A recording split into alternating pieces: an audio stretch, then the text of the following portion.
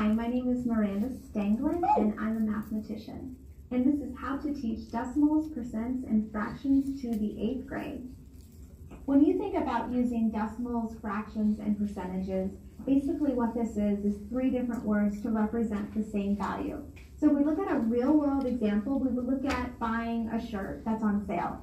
A sign that you might see would say 50% off, but you could go on the other side and you would see a sign that said half off. And essentially what they are is they're 2 numbers that represent the same quantity. So that's what we are going to focus on, is converting from decimals to fractions to percentages. So let's just go ahead and take an example. Let's take a decimal 0.75. If I want to convert this to a percentage, all I have to do is take the decimal place and move it to the right 2 times and add the percent symbol. So I move it 1, 2, and then I add the percent symbol. So this becomes 75%.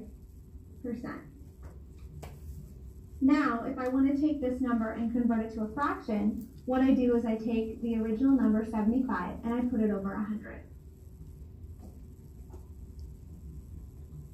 This is a correct fraction, but it's not in reduced form. So if I want to reduce the fraction, what I do is I look at the numbers and I say, what numbers do they have in common? 75 is divisible by 25. It goes into 75 3 times. 25 goes into 100 4 times. So the fraction that represents 75% and also 0.75 is 3/4. Let's just do a few more examples. If I take, let's start with a fraction, let's take 1/5. And let's say that I want to convert that to a decimal point. The way that we convert to a decimal point is by taking the top number and dividing it by the bottom number. So I'm going to take 1 and I'm going to divide it by 5. 5 doesn't go into 1, so we have to add a decimal point here, and that allows us to put a 0 there. 5 goes into 10 2 times. So our decimal point for 1/5 is 0.2. Now it's time to convert this to a percentage. The way we convert from a decimal to a percentage is the same way we did up here, where we move that decimal place 2 times. So I'm going to take the decimal and I'm going to move it 1, 2. I'm going to drop my decimal and add the percent sign and fill in any spots with a 0. So this is going to become 20%. Let's go ahead and do one final example. Let's take 25%. And let's convert it. So we're beginning with the 25%. And let's say we want to convert that to a fraction. When it's already in percentage form, we just take it and we put it over 100. So this becomes 25 over 100. And when we reduce, we know that 25 goes into itself 1 time, and it goes into 100 4 times.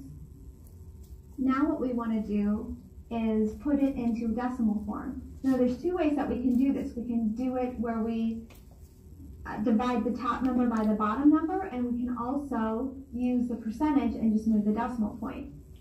If we use the percentage, basically what we do is we take the decimal and we move it to the left, 1, 2, and we add it. So we know that the decimal point is going to be 0.25. We can also take the top number and divide it by the bottom number, which is going to be 1 divided by 4. 4 doesn't go into 1, so we add a 0. Goes in here twice. We get a remainder. 4 goes into 25 times. And you can see that 0.25 and 0.25, you get the same answer. So that's a good thing. So this is a little bit about how to work with fractions and decimals and percentage and converting from one to the next. A lot of times in life, you do this when you're baking. Maybe you're baking and you need 1/3 cup of sugar. But when you go to the grocery store, you need 75 cents to purchase that package of gum. So this is why we have to use these to convert from one to the next. So this has been a little bit about how to teach fractions, decimals, and percentages to 8th grade.